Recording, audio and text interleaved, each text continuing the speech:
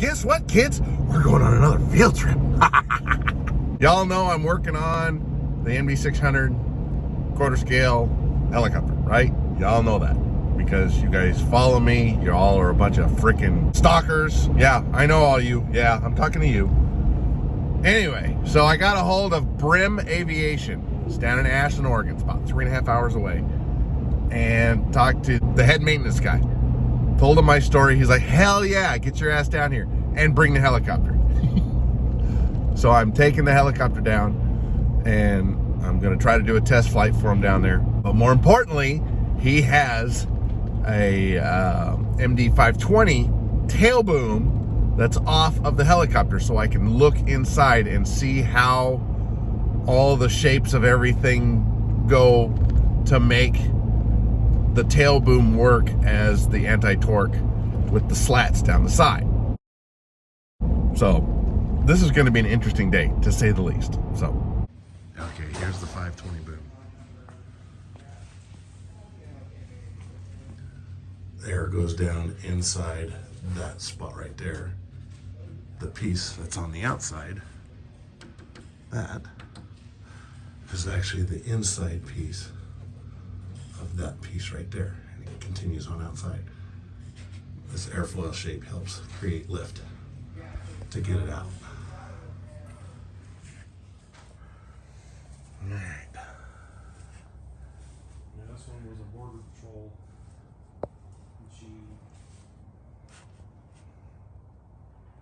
It's right-hand PSC. All of ours are left-hand command. All right, here's the other side.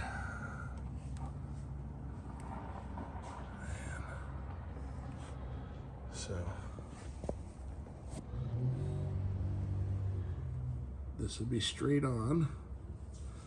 You see the angle.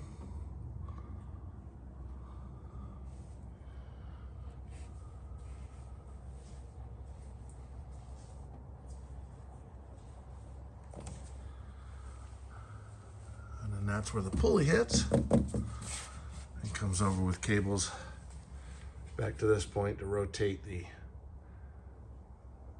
cone.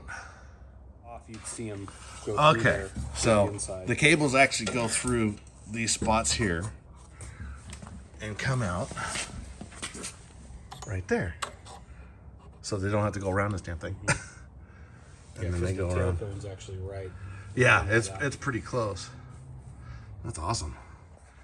So here's the inside. That is left. That's right.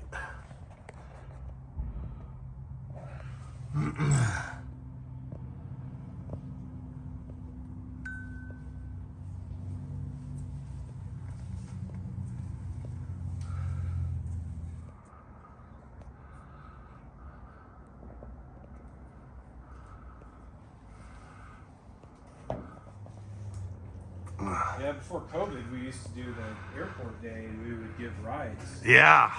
And people would wait in line for an hour. I think we'd run for like 5-6 hours, and there'd be a line all day long. Oh yeah.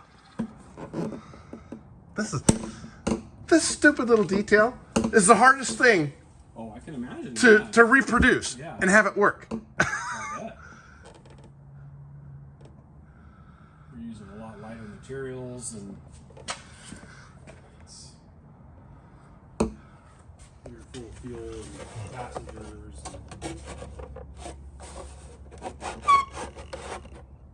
This one's spring loaded. This piece. Yeah, there's like 2 springs at least. Yeah, you can see them right there. Yeah. That's awesome. 1/4. Uh-huh.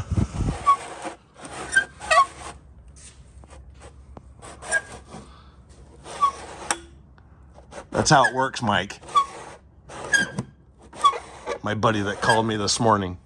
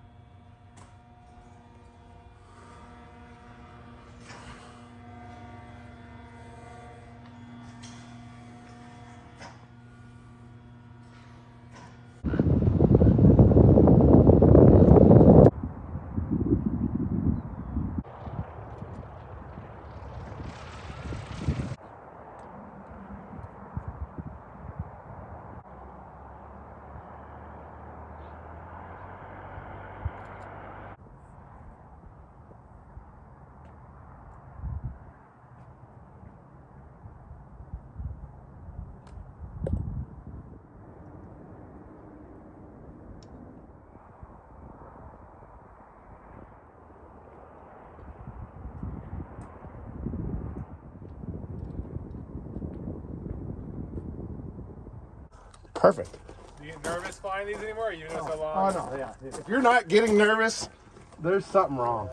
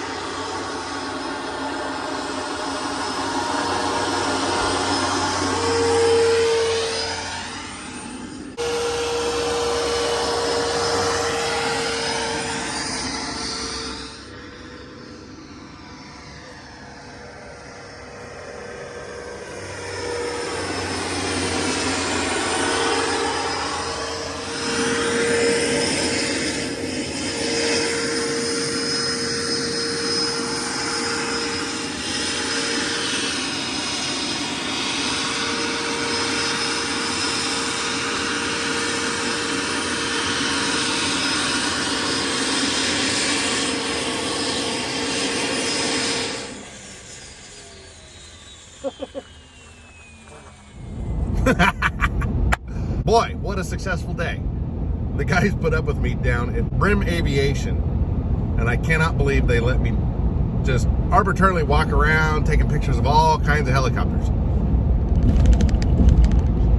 They had a 600 down there that was just the main fuselage. It was all stripped out, didn't have the head, didn't have most of the interior, but it had important parts that I needed, like the tail cone and the little fan thing, whatever they call it, that makes the air go sideways. It's got the vanes in it.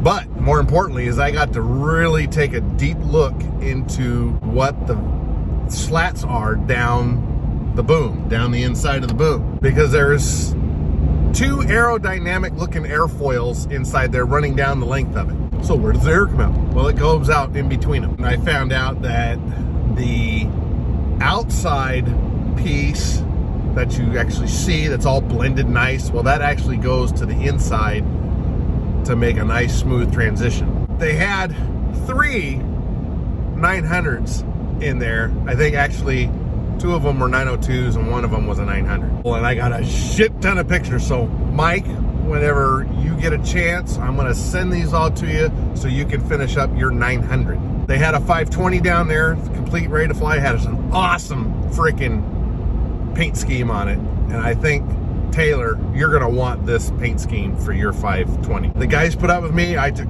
pictures. In fact, when I got there, my phone was at 100%. Within 2.5 hours, my phone was almost dead from taking so many pictures and videos and all kinds of stuff. Thank you, Brim Aviation, for letting me come down there and walk all over the place. I was actually able to do a demo flight of the 600 for them.